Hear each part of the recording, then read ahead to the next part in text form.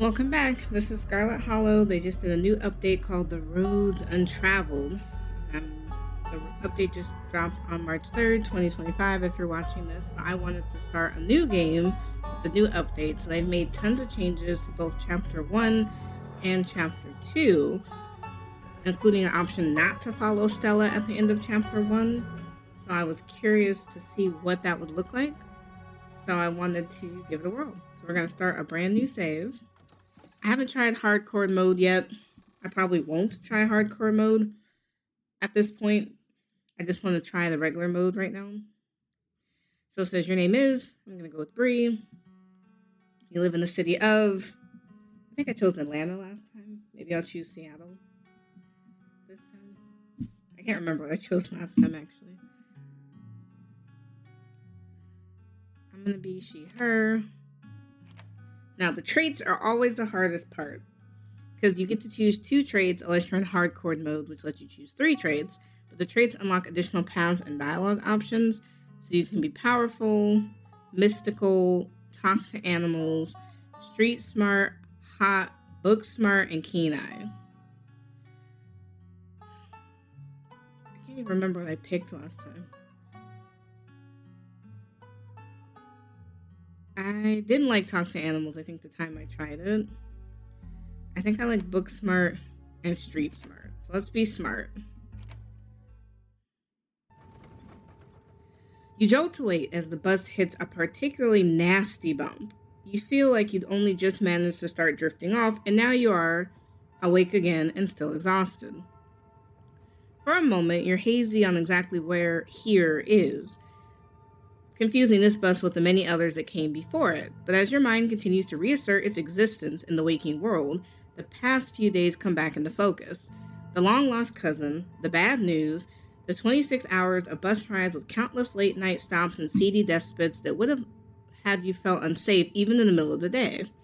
You wouldn't normally find yourself traveling like this, but your cousin bought the ticket.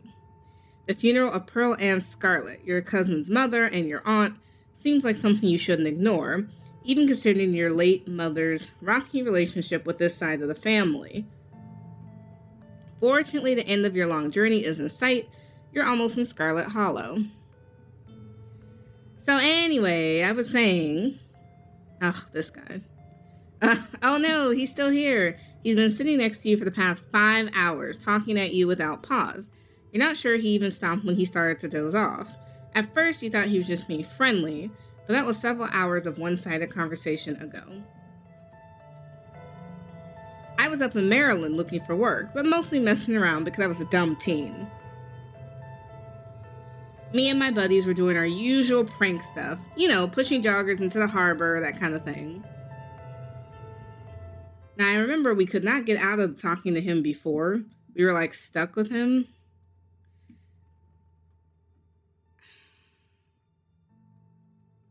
I think I'm going to stay silent.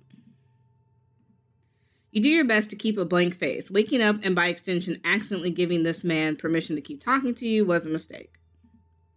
So this girl comes up, swinging her purse, yelling about how she's going to call the cops or whatever. It was hilarious. She actually hit my friend, and he said it hurt a lot. So I guess she really was mad and wasn't just playing. But she kept swinging, and soon enough, she lost her balance and fell into the harbor all on her own. We didn't even have to push her. We had a good laugh, and we fished her out, and her phone got soaked, so she couldn't call the cops on us.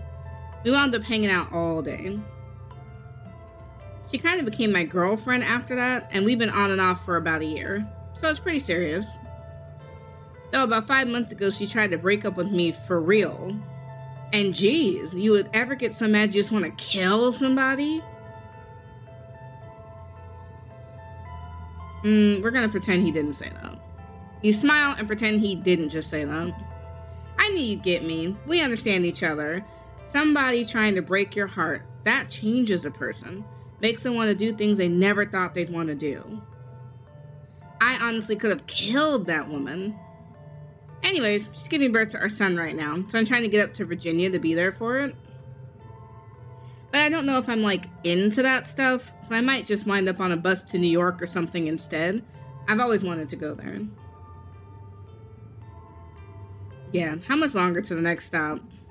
Hey driver, how much longer till the next stop? 10 minutes. Everything alright back there? Everything's fine. You don't have to bring the driver into this. We're just chatting. We're pals. Look, fatherhood is just scary. That's all. Plus, her mom is there, so it's not like she's alone. Her mom doesn't like me much, so I probably make things super stressful. She'll understand. She's chill. Anyways, where'd you say you were headed? You don't say a word. The last thing you need right now is for him to know where you're going to be staying for the next week. If you aren't getting off at my stop, then you must be getting off at Scarlet Hollow, right? Or at the Holler, as they call it in these parts. That's the only other stop until the bus turns around.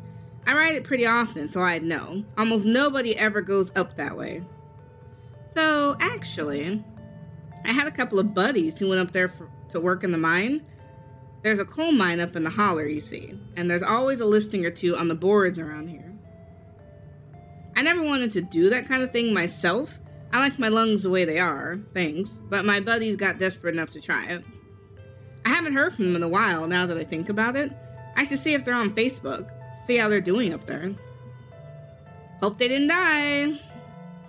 He looks back at his phone, for once focused on something other than you. Oh, this is me. It was lovely meeting you. Hope you don't get too bored without me around to talk to. Here, I have something for you. The stranger rifles through his pack before presenting you with a bag of dripping peanuts. They're boiled peanuts. I got them at a bus station a few buses back. I noticed you haven't eaten much, so I figured you could use them more than me. Plus, they dripped all over my bag, so I wouldn't want to carry them anymore. Screw you and screw your peanuts. Hey, man. I'm just trying to be friendly. Look, there's still a good 45 minutes left in your journey, pal, assuming nothing goes wrong. Best to have them on hand. The young man sets the peanuts on the empty seat next to him. The juices dribble out on the bottom of the bag and into the upholstery, instantly soaking it with peanut brine. And with that, I leave you. Safe travels, friend. Gross. And just like that, you're alone, the stranger's peanuts soaking into the seat across from you. Gross.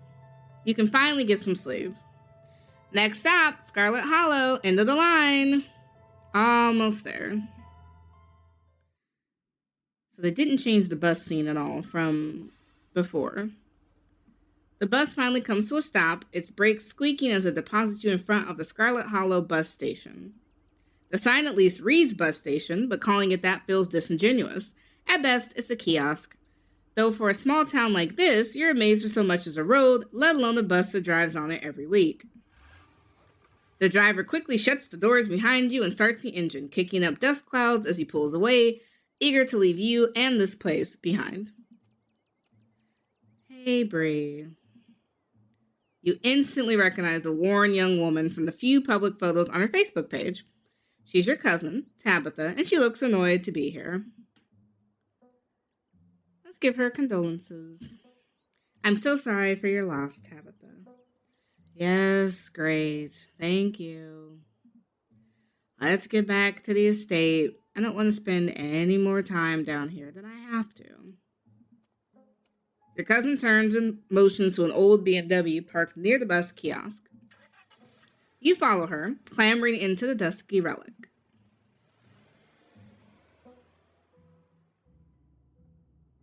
It doesn't take much driving before the only signs of civilization are the car you're in and the road you're on. Tabitha maintains an icy silence as she focuses on the road.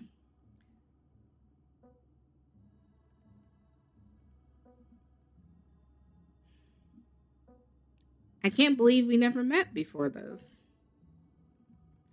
You have your mom to thank for that. Or had, I guess. Is there bad blood between us? You don't know me, and I don't know what my mom's problem was with this side of the family. Your cousin stares straight ahead, her icy expression. So, the funeral is on Sunday, right? Yep, like I told you. Since I'm here, do you need any help planning? I know this stuff isn't easy. It's actually been fine. Just needed the coffin, someone to dig a hole. How are you holding up? Fine. You don't have to hide how you're feeling around me. We're family, even if we just met. She sighs a particularly heavy sigh. Look, I appreciate your concern, but I'm fine. Really. Fuck it. I guess we'll sit in silence then. As the car eases up the steep mountain road. And here it is, the Scarlet Estate. Although it's seen better days, its crumbling elegance is not lost on you. Someone used to cramped apartments in gray cities. Your mother told you about this place many times before she passed, always with an angry burning beneath her words. The faded majesty you once imagined doesn't quite compare to what's in front of you, a jarring blend of opulence and ruin. As you stare at it perched on the crumbling cliffside, you can't help but feel like it's something that should have been left to rot a long, long time ago. You're hit with a blast of dusty air as you step across the threshold into the foyer. Everything in this room has been here for much longer than you've been alive, each object cemented in place with layers of dust and cobwebs. You can hear doors creak on their hinges and the aches and moans of ancient floorboards as the house itself sways in the wind. Welcome to our family's humble estate. Unfortunately, due to the current state of the house, only a few rooms will be safely accessible during your stay.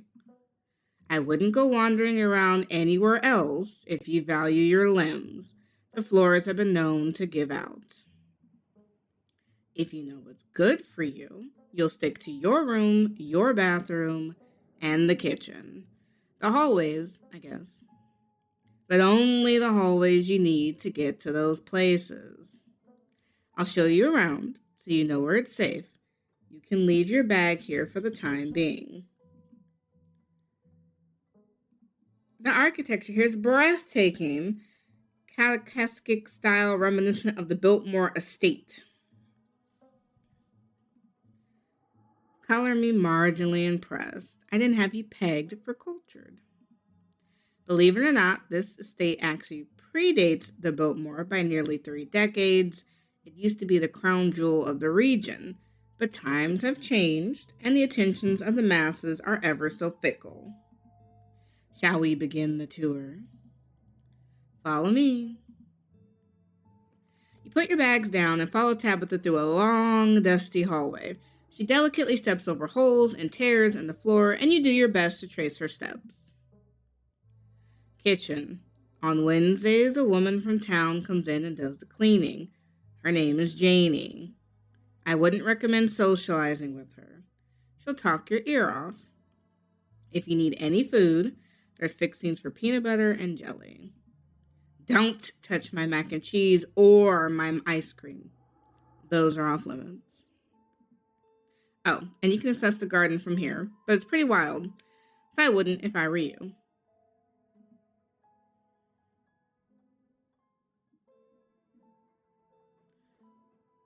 Is there somewhere in town that I can get groceries? Well, aren't you fancy? Yeah, there's a general store. There's also a diner. I usually order my food in bulk online, though, so I wouldn't be going with you. A general store? How folksy. Is it? It's a store that fulfills your general shopping needs. General store just describes what it is.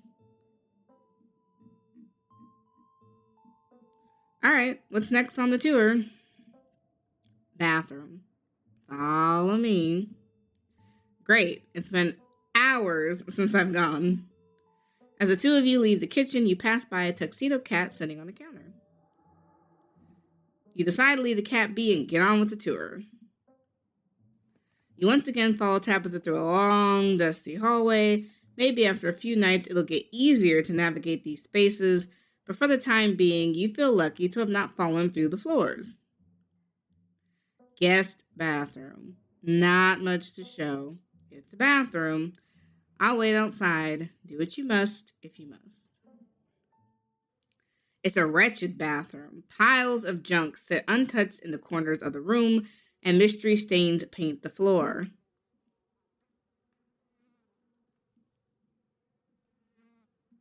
Are you sure this toilet works? Yes. Why wouldn't it? The water bills get paid. Therefore, the toilet works. Now do your business so we can move on. But it's so crusty. It's fine. Don't be so dramatic. Who exactly uses this bathroom? Guests. Oh. Bugs scatter from the bowl as you lift the seat. A toilet is a toilet. It could be cleaner, but your business needs doing, and this is as good a place as any. You do what you must and rejoin your cousin out in the hall. Next up, guest bedroom. Last stop on the tour. Follow me. You and Tabitha briefly return to the foyer before climbing the stairs and reaching the guest room. The room smells old. Dust, mildew, wood rot. It has it all. A week of sleeping in this place might give you permanent lung damage. This is where you'll be staying. The linen's fresh. I had Janie wash them last week. I had to endure a half-hour rant about her kid to get her to do it, so you better be grateful.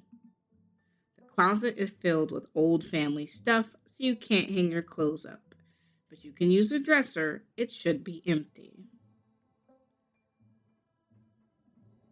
This is incredible. How did you know how much I love cherubs? That chest is to die for. Once more, you surprise me with your discerning taste. Every last piece of furniture in this room is a genuine antique, handed down through the family for generations. Who used to sleep here? When? This house is almost 150 years old. Many, many people have slept here. And now you'll sleep here, carrying on the fine tradition of bedrooms being slept in. I guess I'll start to get settled. Follow me. I'll take you back to the foyer so you can collect your belongings. This concludes our tour. I'm afraid I must return to my duties, so you'll have to entertain yourself for the rest of the day. Don't expect to see much of me.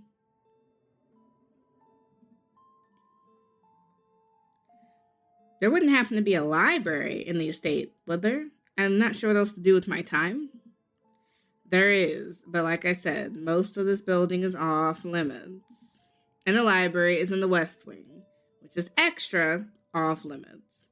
You better be heading into town. I'm sure there's a library there.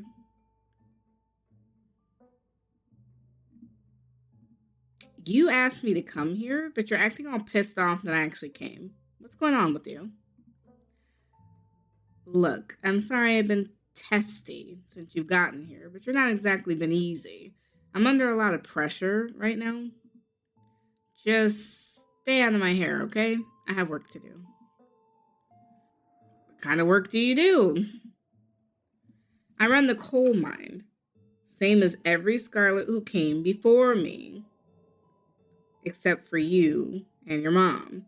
It requires a lot of time and concentration, so I'd appreciate it if you didn't keep me for long.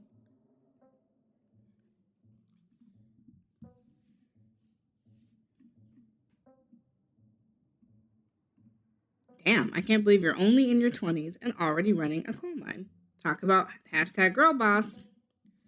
Don't patronize me. I know you have nothing to your name, Bree. Any other inane questions before I leave?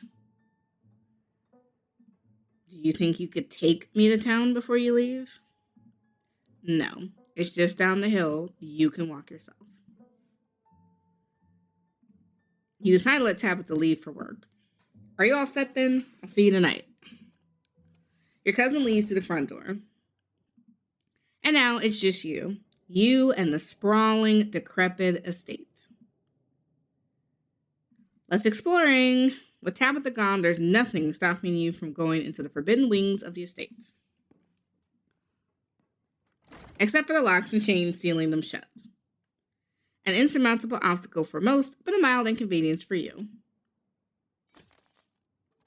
As the locks fall, the door moans open, revealing the entrance to what was once must have been a very lavish ballroom.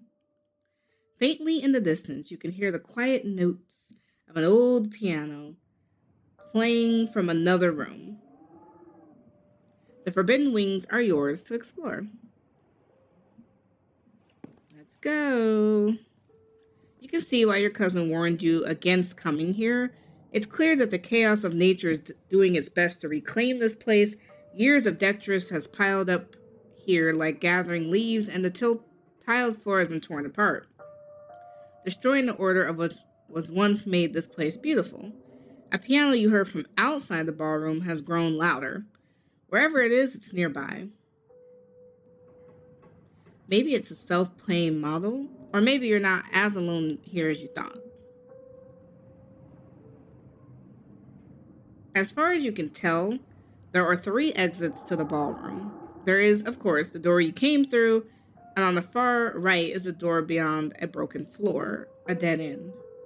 Across the room from where you entered is the 3rd and final exit, a glass doorway you can barely make out behind a pile of broken furniture. You move to investigate more closely. As you approach, the playing grows clearer. Without a doubt, the piano is behind this door. Though you try with all your might, it's too heavy for you to do anything more than budget. You make your way over to the painting on the far wall. It's a family tree. Angry scratches over the places where your mother should be. Now we can see a little bit on the wall. Pearl Ann is towards the top here. Under Pearl Ann, we've got Mary Bell and Alexandra. Alexandra had Edwene. Maybe Enoch. And then we have Joseph and someone else. There's quite a few people on this tree. You return to the entrance of the sealed wing and carefully reattach the locks. After what you've seen and heard in the ballroom, you weigh how much longer you should even stay in the estate on your own. I think we're gonna... With your cousin gone, there's really nothing for you to do here. You drop your bags off in your room and head out to explore the new town. If you'd known you'd wind up having to walk all the way back to town, you probably would have just asked Tabitha to leave you at the bus stop, especially seeming how unhappy she was to see you. If only you could wipe the slate clean between the two of you and bury some of the tension, though maybe her mother's funeral isn't the best time to do something like that. Then again, maybe it's the perfect time. It's really pretty out here. Finally, you've made it back to town. The holler, as the guy on the bus called it, has probably seen better days. It still has the feeling of an idyllic country town, but its sidewalks are cracked and many of the storefronts are boarded up, their windows dusty with age. A chill breeze sweeps down the lane and you shudder, suddenly feeling as if you're peering into a grave. Gretchen, come back! Quit bothering strangers! Sorry about that. Gretchen can be very slippery when she wants to be. She loves to get loose and cause havoc. You reach out and scratch Gretchen behind the ears. Her fur is soft and warm. She wheezes excitedly, digging her little nose into your palm and licking your hand. Oh, I'm glad you two are getting along. Isn't she the cutest? With how energetic she is, you'd never know she's 17. That's amazing. It sure is. I'm hoping she beats the current record holder and makes it to 19. Or better yet, 20. The more time, the better. Isn't that right, Gretch? But what am I doing? I got so caught up in the excitement of meeting someone new that I completely forgot to introduce myself. I'm Stella. It's not often I see a strange face up in the holler. Every now and then there's a new crop of coal folks, but you don't look dusty enough for that. You aren't in town for the funeral, are you? The Scarlet funeral? Hi, I'm Bree. You must be Tabby's cousin, right? That's the only person I could think of who would come to town for the funeral. How's she holding up? To be honest, I've been a little worried about her all alone up in that big house. I'm sorry, did you say Tabby? I could never imagine Tabitha going by something so cute. She did back when I knew her. It's been a while. I hope she's okay. Is she always so, rough around the edges? Yep, that's Tabby for you. I wouldn't take it too personally. I'm not sure what that says about her state of mind, that she's her same grumpy old self. It's probably good for her now that you're staying there, even though she'd probably never admit it. Are you two friends? I was probably closer than most people have gotten to be able to call her a friend. The school here is really small, so everyone had to get along with everyone else. She was a grade ahead of me, but everyone knew her, especially since she's a Scarlet. We wound up bonding a bit when we were both in the school's production of A Midnight Summer's Dream. I was Puck, and she was Mustard Seed. As you can imagine, she was a little more than prickly, but I managed to soften her up a bit in the end. But then she graduated, and that was that. Oh, if you just got to town, you must be starving. I was just on my way to the diner for a coffee, and they've got amazing biscuits. My treat. Sure, why not? Awesome, let's go. Pleasant aroma of greasy breakfast food hangs heavy in the air, in contrast with the empty, lifeless atmosphere of the family estate. The diner is filled with the comforting din of human life, all of which grinds to a halt as the patrons realize that a stranger has entered the establishment. You slide into the nearest booth, pretending you didn't notice everyone in the diner gawking at you just like they've seen Bigfoot. No need to be shy. They don't meet many strangers. It's kind of a big deal when someone new wanders to town. Especially since, well, they probably all know what you're here for, and by extension, who you're related to. Even if you don't know anybody, it's not easy keeping secrets in a town this size. Hey, Stella, I went ahead and fixed you up a coffee. They quietly placed a cup of coffee in front of Stella, and here's some bacon for the little lady. Gretchen sniffs the bacon and digs in. Anything for you? My name's Avery. I'll be taking care of you today. Let me get a coffee and a biscuit, please. I heard they're really good. Best in the county. Avery pours a fragrant brew into an empty mug in front of you, and linger after pouring your coffee, turning to you nervously. Oh, and I'm sorry for your loss. Before you had the chance to respond, they're gone. Glad you took my advice with the biscuit. You won't regret it. Anyways, the funeral's not till Sunday, right? That gives you quite a bit of time to slum around town. I'm trying to think if there's any cool events going on this week. There's always a reading adventure at the library, which is supposed to be for little kids, but I do it every month. Anyway, I'm pretty sure Avery's throwing a party Saturday night, so that's a fun thing to look forward to. And there's a weekly Sunday potluck. That should be right after the funeral, too, so it'll be a special occasion. It's a shame the reading adventures for kids. I was excited to do something at the library. Just because it's for kids doesn't mean it's not fun. And Oscar's all about keeping on theme, so this month a bunch of ghost stories. I think he's calling this spooky boogies. You know how a ghost would say it. Oh, neat. I'd be happy to take you, but it's totally cool if it's not your sort of thing. Anyways, it's really just an afternoon. Any idea what you want to do for the rest of the week? How's the selection at the library outside of the reading adventure stuff? It's great. I spent a lot of time there myself. In fact, I was working in the library most of the morning. I ran into you just as I was leaving. Oscar does a great job stalking the place. Once he gets to know you, he'll compile the biggest list of books you think you like, and he's always right. He might as well label the sections by townsperson. For me, it's a bunch of books on cryptids and weird supernatural stuff. He manages to track down some really rare sources. Before Stella can finish, Avery returns, biscuit in tow. Here's your biscuit. Winnie says it's on the house. She sends her condolences. Thanks, Avery. It looks great. You pick up the biscuit. It's delicate and fluffy and nearly crumbles at your touch. Buttery warmth emanates from its surface. You take a bite. It melts in your mouth as if it was nothing but butter suspended in a thin matrix of dough. Truly, it is a perfect biscuit. Whoa, this is a really good biscuit. Wow. I'm so glad you like it. Avery lingers at the table for a moment. So, has Stella mentioned she's famous? Oh, Avery, I'm not famous. You're the only person I know who's been on the news. If that's not famous, then I don't know what is. Stella sighs. I'm a YouTuber. Cool. What kind of videos do you do? She hunts cryptids. You should really check out her channel, Brie. It's amazing.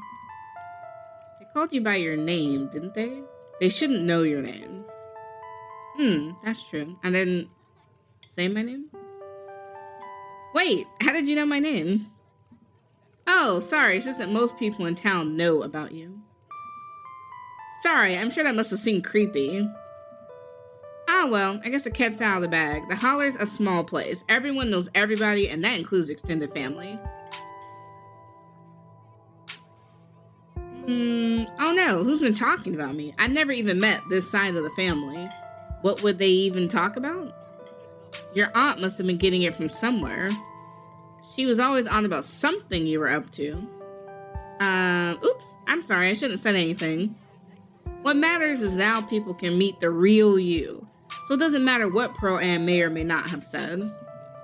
Yeah, you can always make a good first impression and wipe the slate clean with the whole town. Oh God, what was she saying about me? Oh geez, look, I'm sorry I said anything. Hey, don't worry about it. Pearl Ann was a gossip and would do this sort of thing with everyone. Spreading weird little rumors about folks was kind of her trademark. Anyways, weren't we in the middle of talking about Stella's illustrious YouTuber career?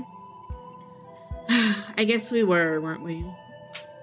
I think the best video to start with would be that river one. You know, the controversial one.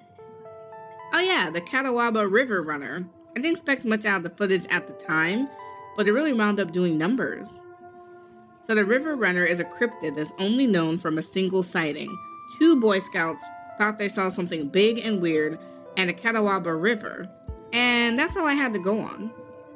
But then I wound up catching this on camera. Stella pulls out her phone and shows you a clip of something in a river. The size and shape of the creature's body tells you it's likely a predator and definitely not a wolf. You seem to recall that mountain lions used to live up here. Who's to say there aren't a few left? Some folks said it was a beaver, but if that's the case, it'd be at least twice the size of any beaver I've seen. I also had people say it was a dog, or even a chupacabra. They might have escaped from a local wildlife sanctuary. I'm still not sure what it was, and I'm the one who saw the thing with my own 2 eyes. Maybe it was a mountain lion? It's definitely got a predator shape and size, and there used to be a population in North Carolina. No way. It's absolutely not a mountain lion. There are no mountain lions left this far east. I did a whole video on the Appalachian mountain lion myth and found jack squat, and there's no reason one would be swimming in the river like this. They're not fans of water. And the body is too long. No way. Personally, I'm a fan of the chupacabra theory. There's always people keeping those things as exotic pets. Kind of like the sewer gator type situation. Yeah, exactly. Some exotic pet owners set it free, and now it will forever roam the chupacabra, confusing Boy Scouts and YouTube commenters for years to come. So, speaking of, things to do around town, I was actually planning on filming this week's video tonight, and I was wondering if you wanted to come along with. It's a pretty easy one this week. I wouldn't even have to camp anywhere. I'm gonna go after the... Wait, no spoilers. I should probably get back to it instead of standing around chatting with friends anyways. See y'all around. Now that the coast is clear, I'm going after Skunk Ape. Doesn't Skunk Ape live in Florida? Oh, you know your stuff, don't you? I knew you'd make a great partner. It mostly lives in Florida, but there have been sightings as far north as Virginia. While I was doing research for last week's video, I came across a report where a lady from the town over claimed to see one on her deck, playing tug-of-war with her dog. And as I leave no stone unturned, I decided it's worth investigating. So what do you say? Want to tag along? Hold the camera for me while I narrate against a darkening sky? That sort of thing?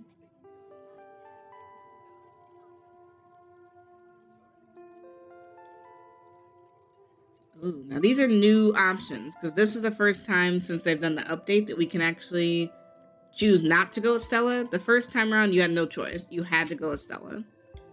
So I'm probably going to say no. What about a rain check? I'm trying to get a lay of the land here. Aw, but tonight's going to be perfect for the hunt. You'll be able to see the stars at night with no light pollution whatsoever, and you're guaranteed to encounter some interesting wildlife, and best of all, you get to eat hiking snacks. They're my favorite part of hiking, so I always have a full stock. Most of the snacks are homemade in case that tempts you.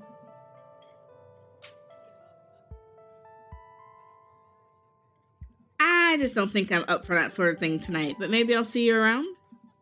Oh yeah, maybe. No problem, Bree. A moment of not so comfortable silence hangs between you. I'll see you around, yeah? And tell Tabby I'm here if she ever needs me.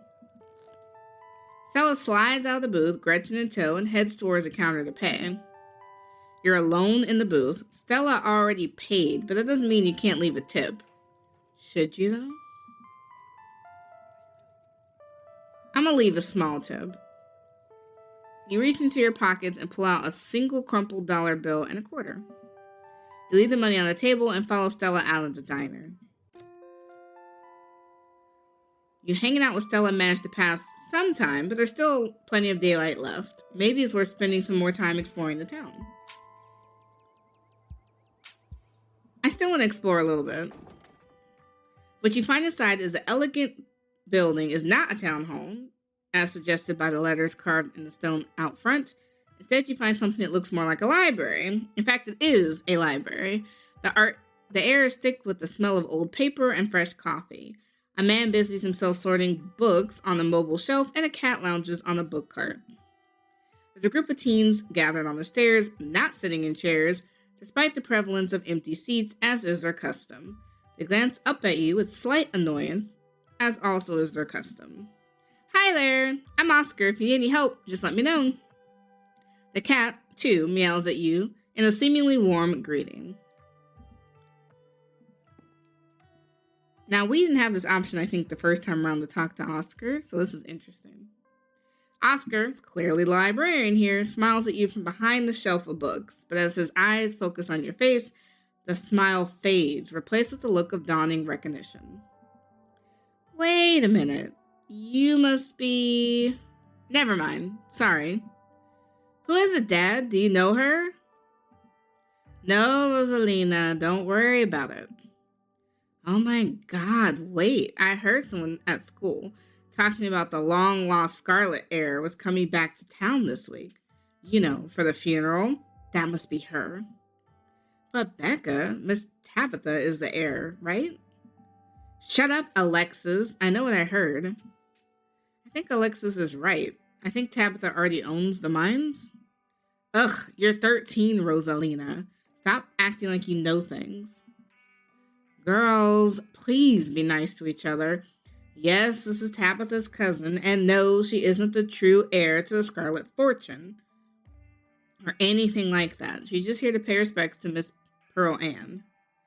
So much for not making you feel like we know everything about you. I have to imagine this is a bit uncomfortable, but welcome to Scarlet Hollow, Bree. This man is the town librarian. If you have any lingering questions about history, he's probably a good person to ask. Okay, so we have a lot of options. This is all new because, again, we didn't stay with Stella, so I don't know what to pick. But it says I can ask him if he's knowledgeable. I can pet the cat. If it feels creepy to be unknown. I love being in a town where everyone knows who I am. How do you know my cousin? Shouldn't these kids be in school? I want to talk to who's in charge around here. I met the Stella girl. Do you know her? I guess we can ask him. Well, let's pet the cat. You pet the cat, he purrs loudly, leaning fully into your knuckles as you scratch underneath his chin. He is way into this. And so into this that he gives you an affectionate little bite, still purring like a motorboat, and you pull your hand away slowly before he can decide you're a fun toy to try and disembowel. Alright, now we can ask questions. You seem knowledgeable. I had a few questions about the town. Well, it's my job to help with those. Great, a history lesson. What's the point of being in fall break if school's gonna follow us wherever we go? Becca is getting on my nerves. She's getting on my nerves. There's a lot of boarded up buildings on Main Street. Why do you think people still stay here? Why didn't they leave like my mom did? That's a big question. Oh my God. You can't just ask something like that. Wait, be quiet. I want to hear what they say. Don't tell me to be quiet, 13-year-old. Do you want the sincere answer or the Cliff Notes? Let me get the sincere answer. Lay it on me. I want all the deeds. Thanks. All right, you asked for it. Now, I won't speak for folks who have never left, but as someone who left for a while and came back, for me it was family and an obligation to other families in the community where I was raised. I watched so many of my peers struggle to finish high school, and many didn't make it that far. They had to work to help their families keep the lights on. They didn't have the choices my father made sure to give me, because his goal in life was to make me out of those minds, to keep me out of those minds. And he worked himself to exhaustion every day to make sure that never happened. And ultimately, my choice was whether to abandon these people I had grown up with or to come back and use that education to help make things better for the next generation. So I let parents drop their kids off all day in summer when they have to work, and I set up my little reading adventure stamp rally with them. And I try to get the county to buy us another computer so more people can access resources they don't have at home. Okay, this is important. Do you think a Japanese air dragon would like pizza or eclairs? Pizza. I could really go for a pizza right now. Maybe rice cakes because they're all airy and rice comes from Japan? Rice doesn't come from Japan. It comes from all of Asia. You'll learn that when you catch up to us in school. And that's why I'm the one clicking answers. My vibe is eclairs. Plus, there's nothing better for raising a kid than a couple doting grandparents who wanted to spend time with her before they passed. That's difficult. Thanks for sharing. Okay, ton of questions. Tell me your honest opinion. Is the mine doing well? That seems like a question for your cousin. I don't really think I'm a best judge of that. Though if you ask me, she should look into renewables, get a couple windmills going, try to branch out into something a little less damaging to the earth and to the people who live on it. I don't know. I'm throwing ideas out here. So is this like a company town? Do most people work at the mine? I don't, and Kanika and Sybil at the general store don't, and the folks at the diner and the gas station and the town doctor, jobs that exist just by virtue of being a town. My dad works there. Yeah, basically everybody's dad works there. And my dad worked there too. I never said it wasn't the most prevalent job in town, just that there are other jobs Scarlet Hollow has to offer. As for it being a company town, those are technically illegal, since you have to pay people in money these days. But your cousin does own a fair share of properties around here, and she leases them to the workers for less than what she would charge non-employees, so there's a bit of incentive to take whatever deal comes with that, even if it takes a chunk out of the paycheck. You didn't hear me making any claims about it, though. How haunted is this town, would you say? Haunted? I suppose old towns collect their fair share of stories, and old buildings certainly carry a lot of history. It's hard to feel like you're ever alone in a place that's seen so many souls come and go. He used a lot of words to not answer a simple question. You didn't say how haunted it is, though, right? Like, answer the question, Oscar. I didn't think that was a serious question. I don't know. I don't like to think about that sort of thing. I'm an educated man. And let's just leave it at that. He's definitely hiding something, but you won't get out of him in front of his daughter. The town is named after the Scarlets. How big a deal are they? I'd say they're definitely the most well-known family in town. The founders, the folks who started the mine, the folks who have kept it going all these years.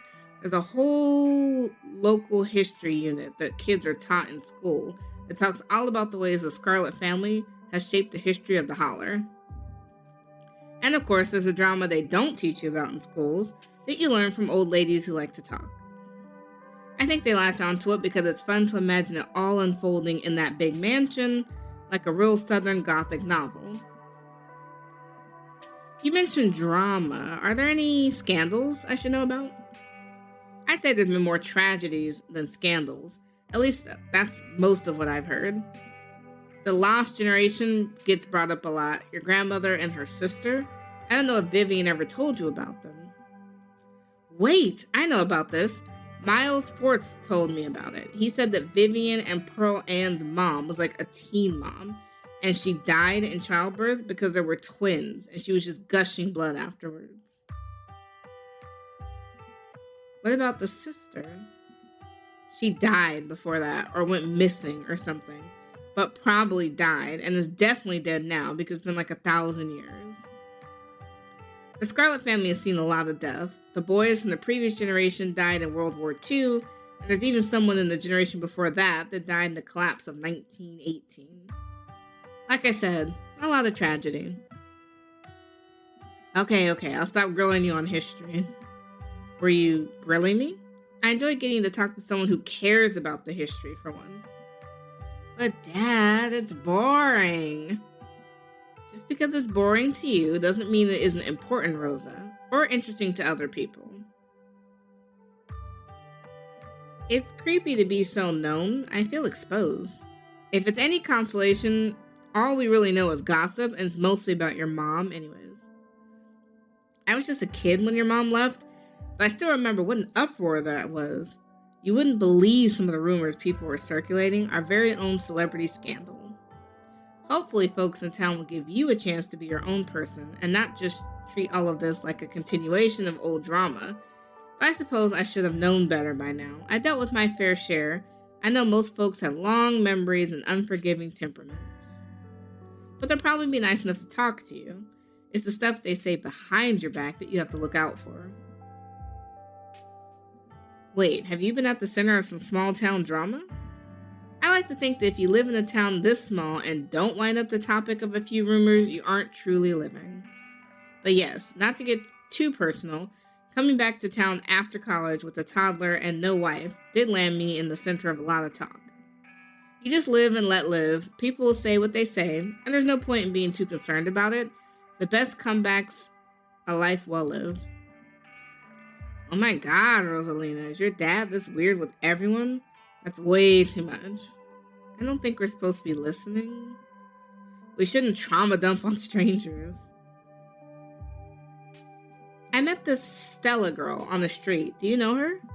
Stella? Of course. She comes in here all the time to work on her little videos. She's always doing the reading adventure too, which she really doesn't have to. It's pretty kid-oriented, but I think it's her way of being supportive. That's the YouTuber, right? Yeah, I've seen some of her videos. They get views. They're kind of neat. Definitely. She did this one on like a river monster down at the Catawba River, and she got some real footage. She totally found something. It got on the news. Oh, I remember. It was totally a dog. Who cares? This quiz is way more interesting than any of those lame videos. What gem do you think a Japanese air dragon would like? I like emeralds the best. Get your head in the game. We're not playing to see what the lamest dragon is. We're playing to win. I'm picking Lapis Lazuli. It has the prettiest name, and the Japanese air dragons are the prettiest. Ugh, we got sea worm. Ew. We were clearly too distracted by all that talking over there. I thought libraries were supposed to be quiet places of study. Come on, let's go to your place, Alexis. I feel like a 5-year-old when I hang out at the library anyway. Yeah, we could watch a movie in your basement. Do you think your parents would mind? I can ask. They never mind. Come on, let's go. The teens start toward the door with Becca in the lead. Wait, Rosalina, when should I expect you back? We're doing a sleepover, right? I have to see. My mom was gonna make pot pies for dinner. That's okay, we can order a pizza. Their conversation fades as they walk out the door. Keep me posted. Teens, am I right? You say knowingly, despite your lack of children. I'm sure I'll miss this when she's off to college. That's what I keep telling myself, at least. Anyways, I better go shelve these books before it gets too late, but feel free to stop by anytime. You were lovely to chat with. You make your way back to Main Street. It looks like the sun's finally starting to set. Maybe you'll see if there's a sleepy southern town like Scarlet Hollow has a vibrant nightlife another day, but for now, you're ready to head back to the estate. You return to the dirt road, beginning the trek back up towards the estate. Now this is different because, and again, in the first chapter we played before, we went with Stella, so we never went back to the estate the first night.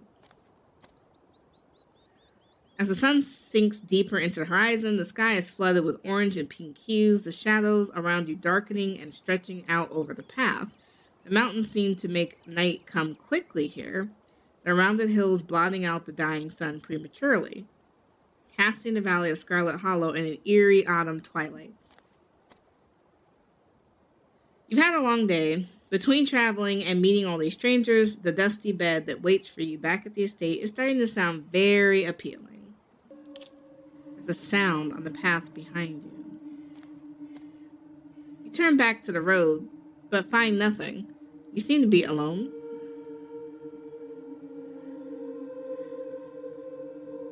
Hello? Is someone there?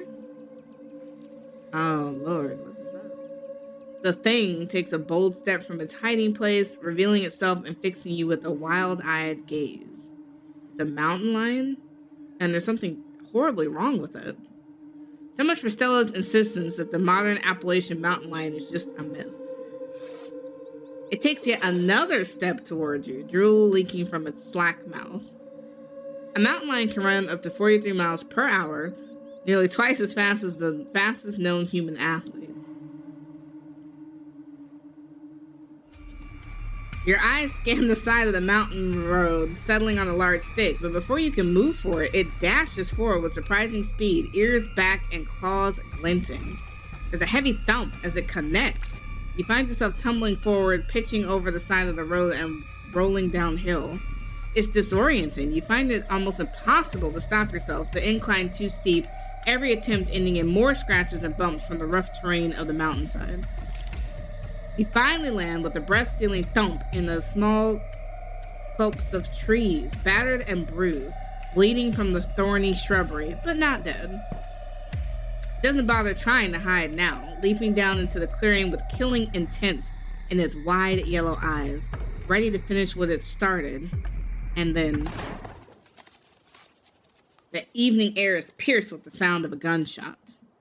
The mountain lion is gone in a flash, leaving a thin trail of blood behind as it disappears into the dark woods beyond the path.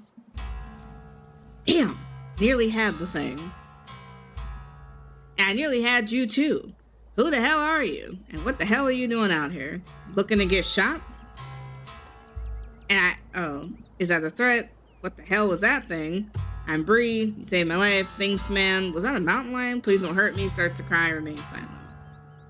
What the hell was that thing? Mountain lion, been after it all day.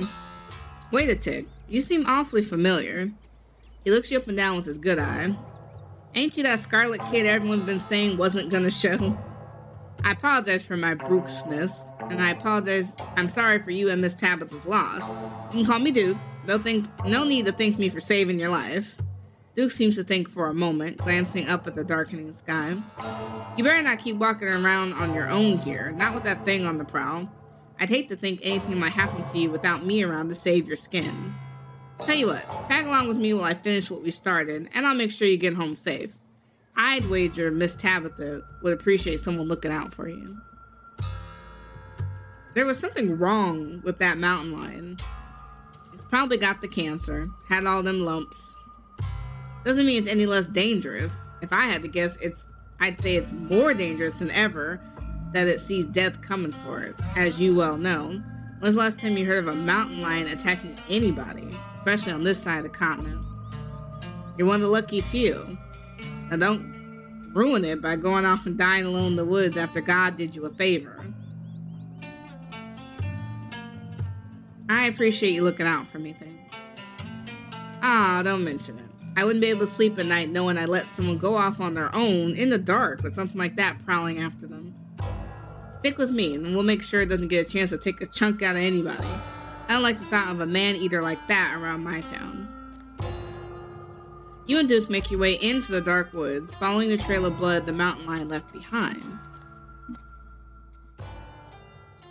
Before long, the sun has completely set, and the two of you find yourselves in near total darkness. Though Duke has a flashlight, he uses it sparingly, letting you both adjust to the starlight instead. Every sound feels deafening as the two of you pick your way through the underbrush. Every snapping twig could be the deadly paws of the thing that hunted you down.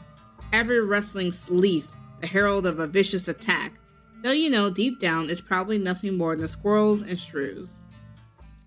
Until you hear the unmistakable sound of a something larger shifting amongst the fallen leaves. Gotcha!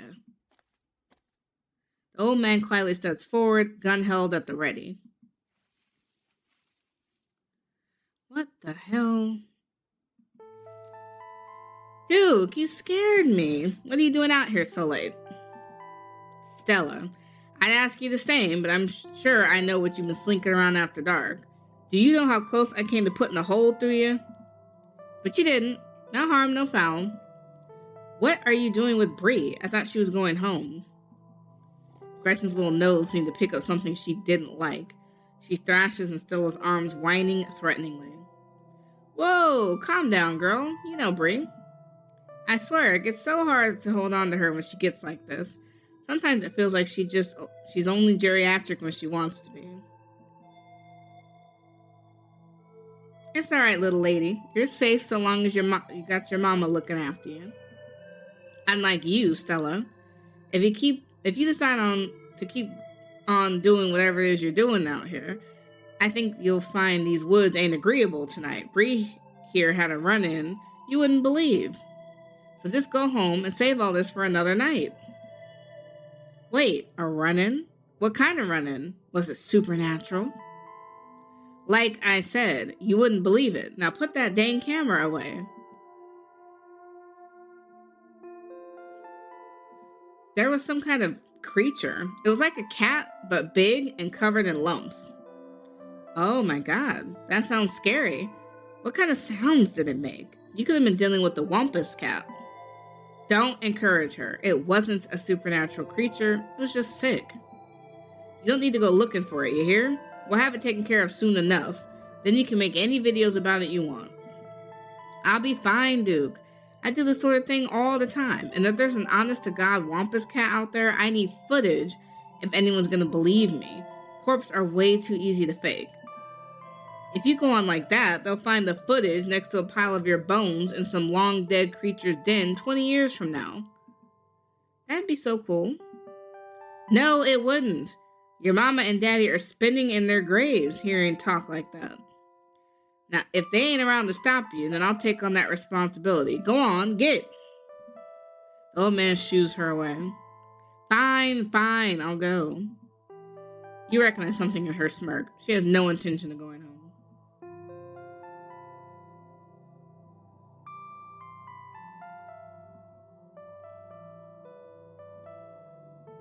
You let the lie slip by unnoticed. Good. You and that little lady of yours should go on home and get some rest. I will. Thanks, Duke. Later, Bree. Let me know if you see anything cool. And with that, she's off. It's just you and Duke in the woods once again. Damn. We've been stopped too long. Now the old hip's starting to voice its complaints. There's an overlook just up this way. Let's sit a spell. I brought a few victuals along if you're peckish. You find your way along the narrow path and emerge on a rocky outcropping overlooking the dark forest. The sky above is smeared with stars, more than you've ever seen before. Duke interrupts the serenity of the scene with his old man grunts, folding his creaky joints as he settles in on a nearby log. He starts rustling around a small pack you hadn't noticed he was carrying, pulling out some beef jerky and a couple beers. At least it's a nice night. Even if the circumstances leave something to be desired, help yourself to jerky. As for the beer, I was planning on having both cans myself. I suppose I could be convinced to spare one. I thought mountain lions were supposed to be extinct in the Appalachians. That's what they all tell me, but you saw it and I saw it, and soon enough it'll be shot and everyone else will see it too. Then they'll stop saying how I'm telling stories or don't know what a damn mountain lion looks like.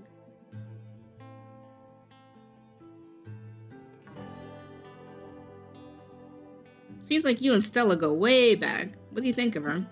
What do I think? I think she's a nice young lady and she's been through a lot in her short time on this earth.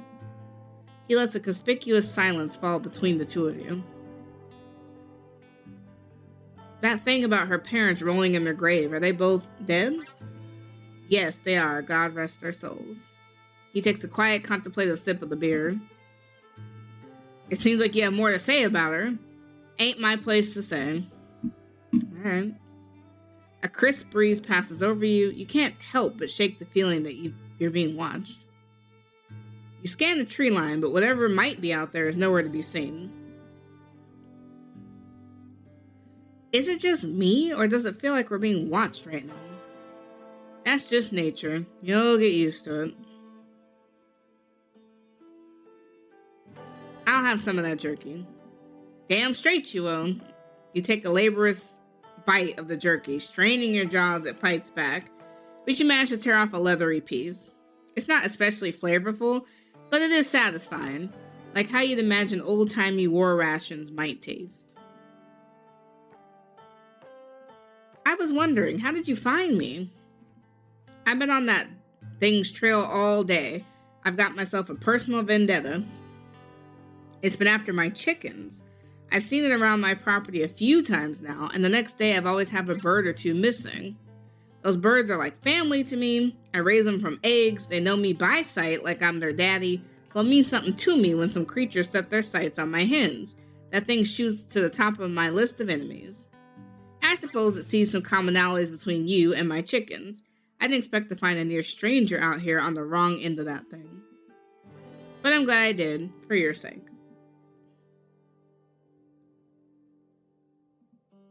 About what you said earlier, why did everyone think I wasn't going to come for the funeral?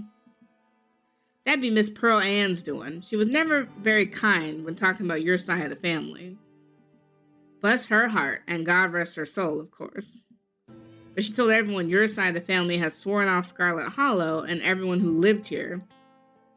So no one around these parts thought we'd be seeing much of you. You're from here. What do you think of Scarlet Hollow?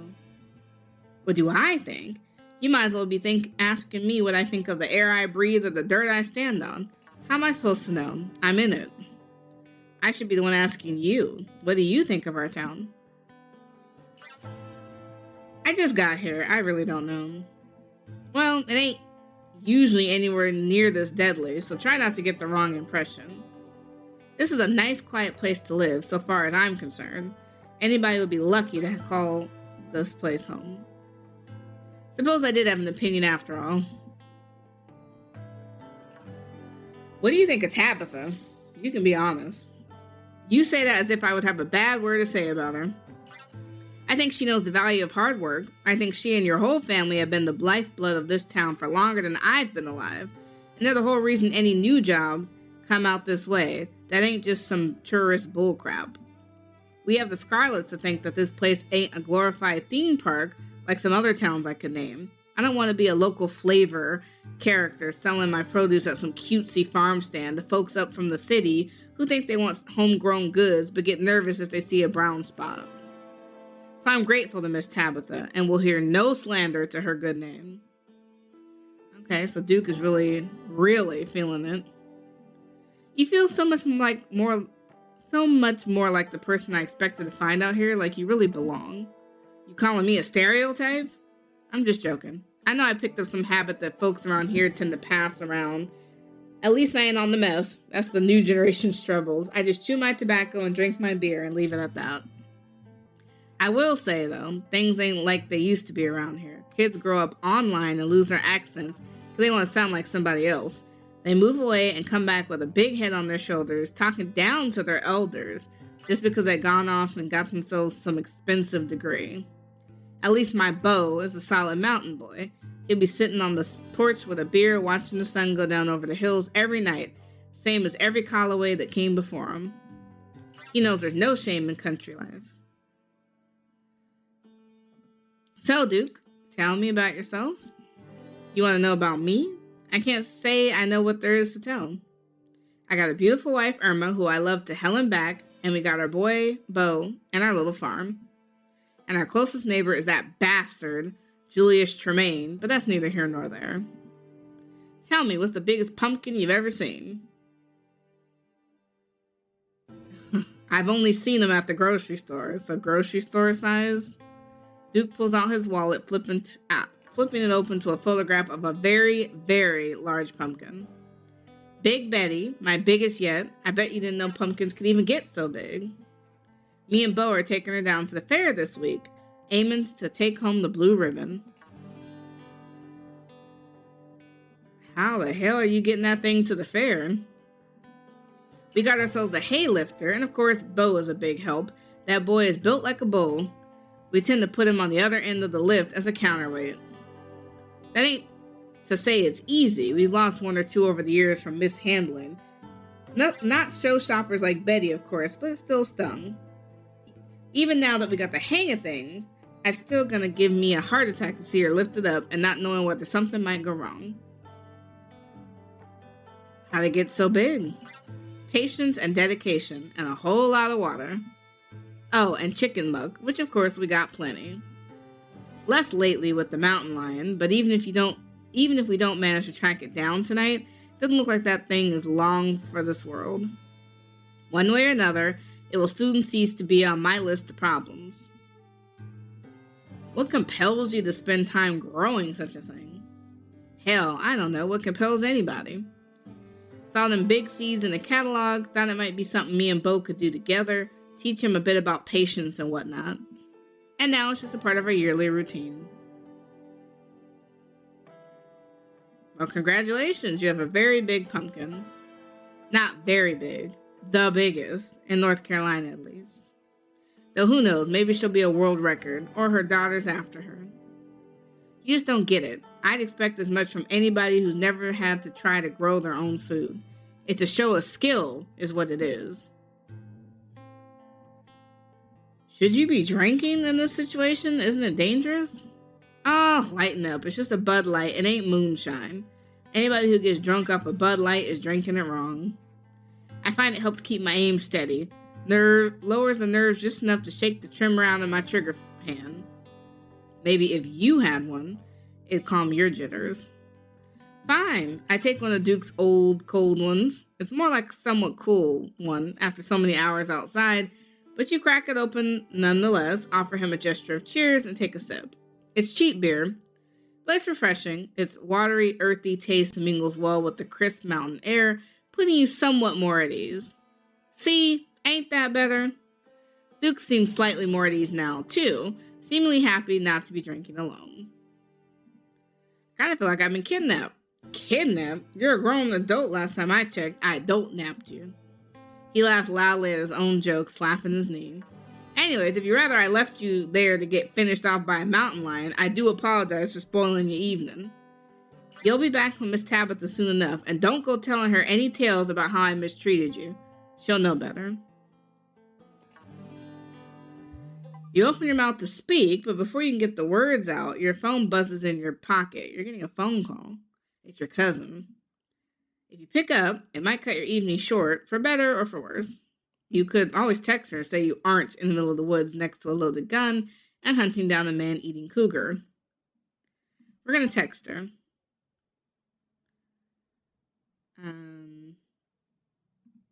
Bumming around town, see you soon, but don't wait up. Your message sent, you pocket your phone. One of them fake calls, huh? I can't believe they're coming through all the way up here. Usually the hills are the one place you can be free of them. Bad reception and all. There's a sound nearby, a scuffling, and then... What in the... The wrestling grows louder. That must be my birdie. She's still alive. The old man takes a step toward the tree line. Get your thieving little hands off of her. Duke charges forward, flashlight in hand, crashing through the brush. Damn, that thing is fast. Which way did it go? There's an odd sound nearby, though it isn't the sound of whatever the two of you were chasing. Duke stops mid-stride to listen, and you stop to listen as well. It's a human voice. Damn it, I know that voice. There appears to be some sort of growth. I've never seen anything like it. Jeez, I'm going to have to put some serious content warnings for this video. Stella, I swear to God, didn't I tell you to go on home? The two of you emerge into the clearing, revealing what Stella had been filming so intently. It's Birdie, her little chicken body panting desperate breaths as she lies in a crumbling heap at Stella's feet. Birdie, oh no, what happened to you, sweetheart? Duke, I just found her like this. I think there's something seriously wrong with her. Stella, what are you still doing here? Sorry, it's my job though. It's investigative journalism. Investigative journalism, my ass. It's online rubbernecking, and if you give two shits about my birdie, you'll delete that footage. There's something really wrong with all the animals we've seen tonight. No goddamn shit. It's like some kind of plague. It better not be contagious.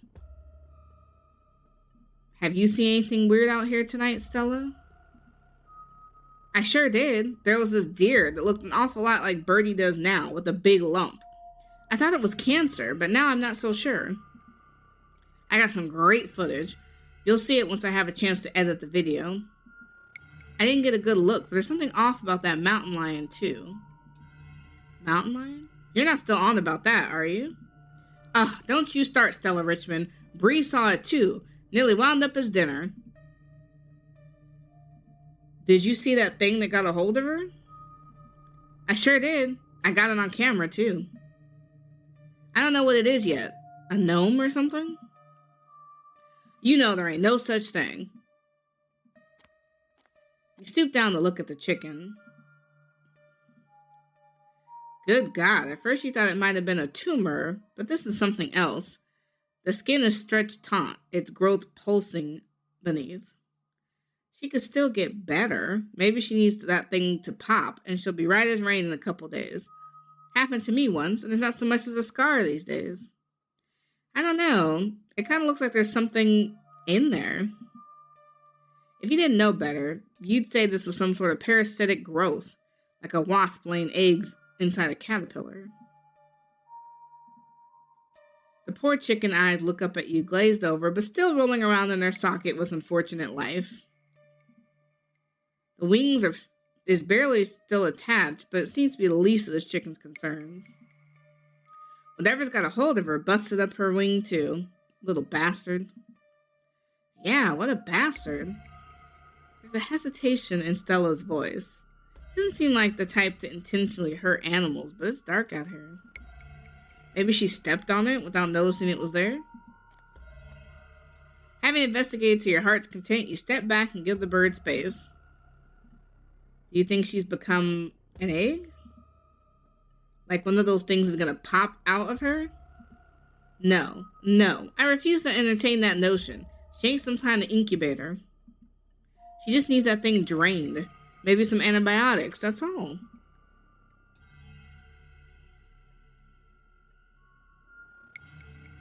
What are we supposed to do now?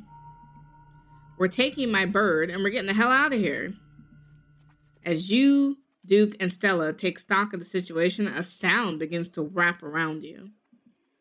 Gently at first, barely a whisper, but then a guttural moan, and then another, and another, until suddenly you find yourself surrounded by a chorus of groaning misery. Hey, do you guys hear that? Haha, yes, I hear that. She starts filming again. Come on, Birdie, let's get you home. As Duke scoops up the injured Birdie, the voices in the trees intensify. It's like you're all suddenly surrounded. The strange sounds growing closer, growing bolder. What the hell is that? Don't you step another foot closer, I'll shoot. Don't think I won't. Duke, wait. The man hesitates and the thing steps forward, fixing what seems to be its eyes on Birdie, tucked under Duke's arm. Gretchen starts making ungodly noises, screaming and howling along the din around you.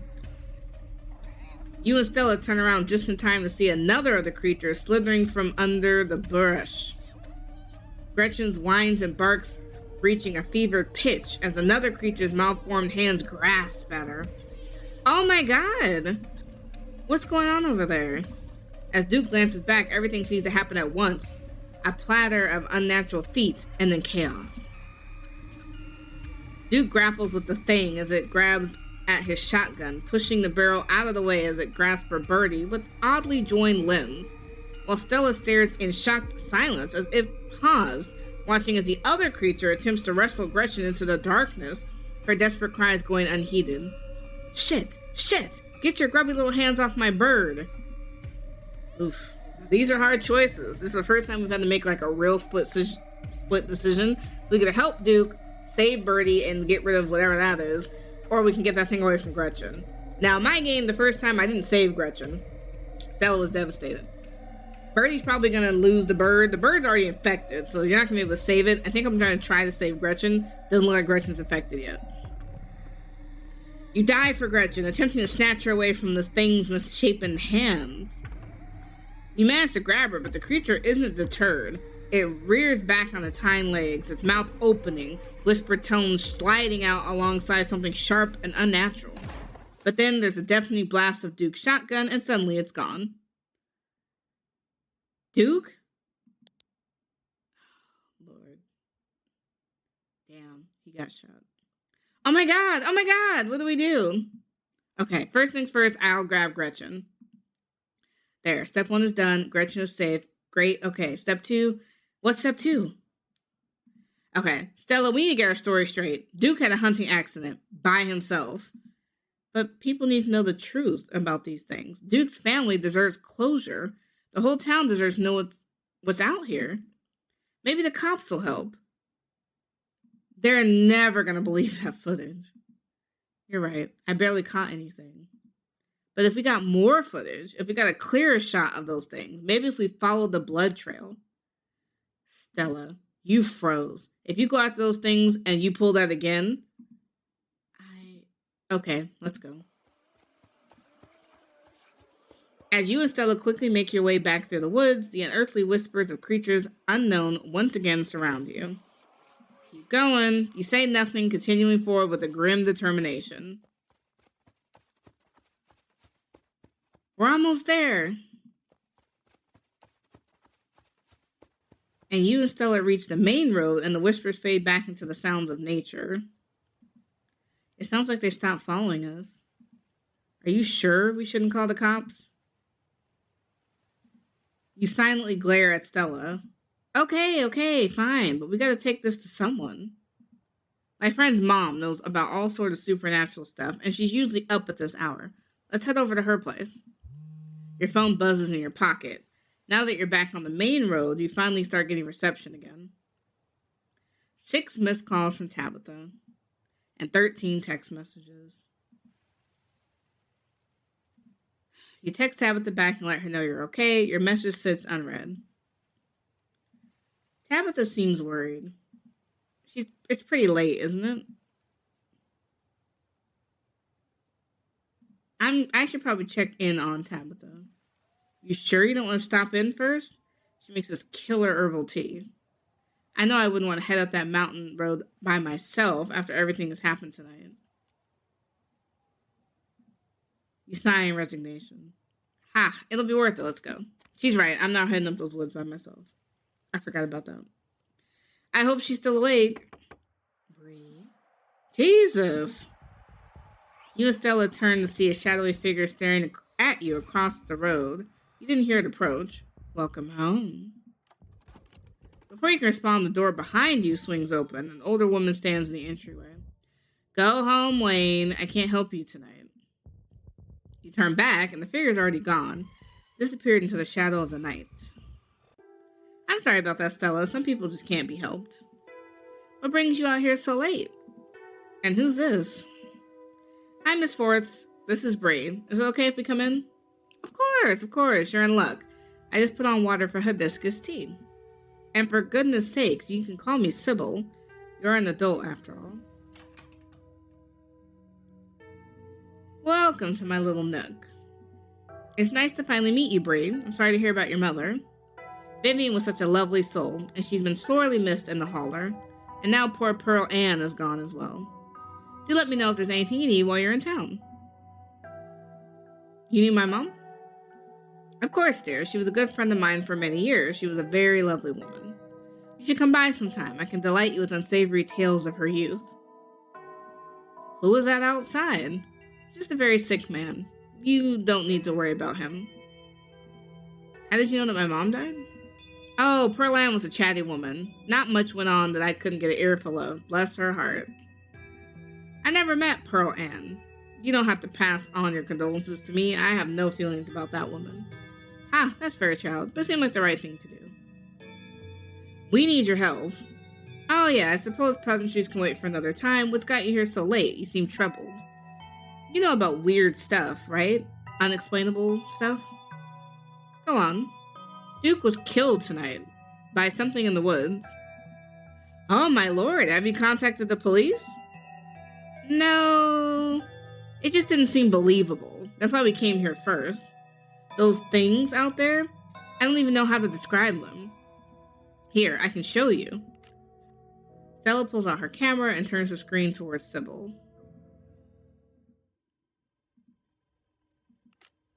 Where was this? Up the mountain to the northwest. Within the town limits? Yes. I see. Is there a way to make the video bigger and louder if you can? I need to plug the memory card into a computer. I can go back and get mine. No need. Kanika should still be awake. She can lend us hers. You better come with me, Stella. I'm sure she'll be more willing to help a friend than her nosy mother. Kanika, come on out. We could use a little help. What, Mom? Oh, hey, Stella. And Gretchen, who's a good little potato. And a stranger. What are you doing in my house? Hi, I'm Bree. Tabitha's cousin. Oh, great. Sweetie, we're wondering if you could borrow your laptop. Stella and her friend have a video to show us. It's really important, Kanika. Okay. My room's a mess. I'll just bring it out there. Heads up, Kanika. This is graphic. Duke got killed out in the woods tonight. It's on the recording. Wait, are you serious? Duke's dead? Silence washes over the room as the video plays. Stella, what the hell is this? I'm sorry either of you had to see this, but Bria and I had no idea how to make heads or tails of it. Stella, are you okay? I'm fine. Really, I'm okay. I'm gonna stay silent. They're not talking to me. Poor Duke. Poor Beau. Has anyone told him yet? Right now, we're just trying to pull ourselves together. I'll call him later tonight. But for now, we have something far more serious to discuss. More serious than a man's death? tremendously more serious than a man's death. My grandmother used to talk about pale creatures called ditchlings. She said they are a terrible omen, a sign of suffering to come. Mom, come on, whatever's doing this is serious. Stop scaring Stella and Bree with this tally-po crap. Kanika, sweetie, let your mother talk. She always said they never hurt people, despite that grisly scene in the woods. But Duke is dead. Then if these are ditchlings, his death was an accident. Or my grandmother was wrong. And she was very rarely wrong. Just as birds flock before a storm, ditchlings conjugate where tragedy is soon to fall. Jesus, Mom, haven't they already been through enough? It's okay, Kanika, this is helpful. I don't know if it is. Okay, let's focus on what we know. Whatever they are, they're doing something to these animals. You saw the chicken in our video. What was that growth? It must be part of their life cycle. I looked at that chicken up close. It looked like some sort of parasitic growth, like when a wasp lays eggs in a caterpillar. That seems plausible. Big, doughy wasps? Honestly, that would be worse than them being supernatural. Oh dear, I've forgotten entirely about the tea I put on. Let me fix you up a couple of cups. They'll help soothe your nerves. I don't know, it's getting late and I should let Bree get some rest. I don't think she even meant to wind up in the woods tonight.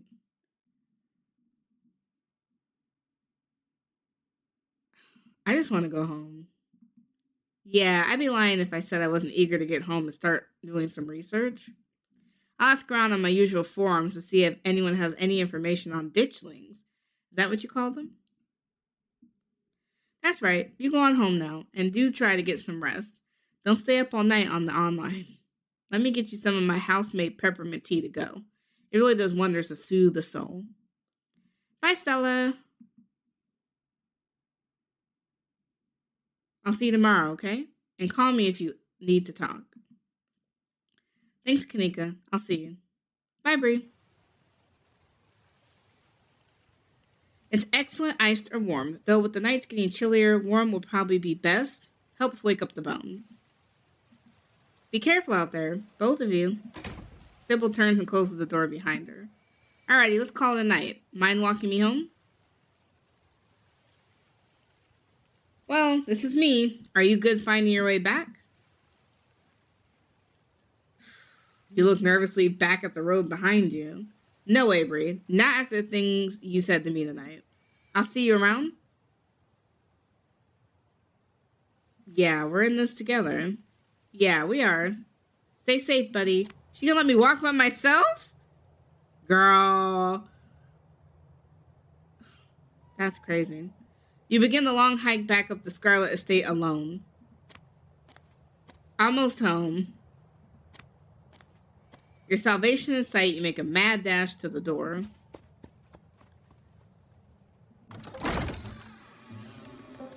That was so scary. Oh, thank God you're back. Where the hell have you been? I texted you back as soon as I had reception. I don't care. You gave me a heart attack. There was this miner outside the general store tonight who called me out by name and everything. Wayne. Scared the shit out of me. Do you know what's going on there? It's a mining town. Of course there are miners walking around at night. And of course people know who you are. We don't get a lot of visitors in these parts. There was someone playing the piano in the sealed off wing of the estate. Are you serious? I told you specifically not to go in there. It's dangerous? Ugh, and I'm sure there wasn't actually anyone playing a piano. You probably just heard a possum or something. The estate's infested with those damn things. I got lost in the woods with this cryptid hunter girl and farmer guy, and it ended with the girl and I watching the man die. Oh, so you met Stella then. Ugh, that explains everything. She's gotten you all worked up. I'm going to bed. I'll see you tomorrow. Wait, I'm all hyped up on adrenaline from tonight. I would love to just hang out for a little while, cool down a bit. No, I'm not going to hang out with you. It's late, I'm tired, I'm going to bed. Don't do anything stupid while I'm asleep. Just go to your room and sleep. Your lonely estate, the sound of the wind whistling through the house gives you an uneasy feeling in your gut. Probably best to turn in and try to leave the night behind you. You thoughtlessly stumble into your room, and before you even recognize you're there, you already collapse onto the mattress, exhausted.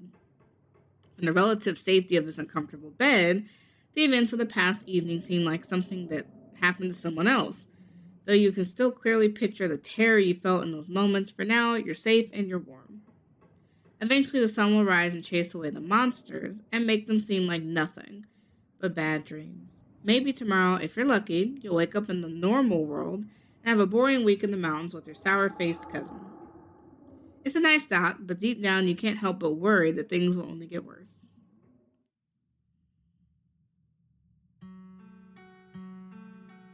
Yeah, that was terrible.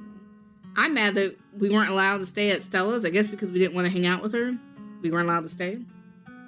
Even though it was absolutely terrifying, and we walked her home. So it's like, wow. It was kind of shitty of Stella.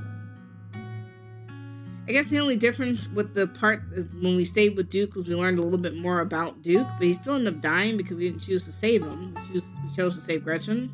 I don't know what this is going to mean for Chapter 2 because we didn't sleep at Stella's. So, we're going to be starting somewhere else. Hopefully we can get a little FaceTime in with the cousin. We haven't spent much time with her. She did show some concern when we got home late, but that's about it.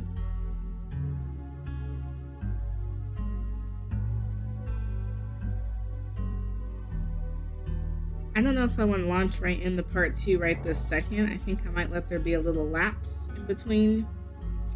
But I'm curious. I like to see these slight changes. It's definitely added to the storytelling, filled in a lot more gaps about the Scarlet family and about the town. It was nice to see the teens earlier. Those teen girls will come into play later on in the game, but we had never seen them in the first playthrough until we got to the mine. This time around, it seems like we're going to get a lot more information about the teens beforehand and about Oscar. I think he's a romanceable character, if I'm remembering correctly.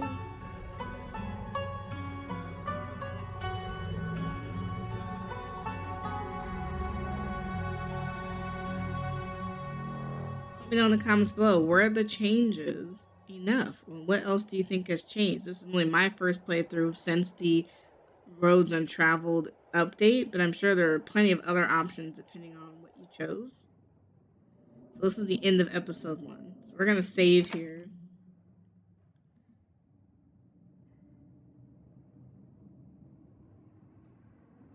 I don't think I want to make any other changes. But yeah, let me know in the comments below what you think so far.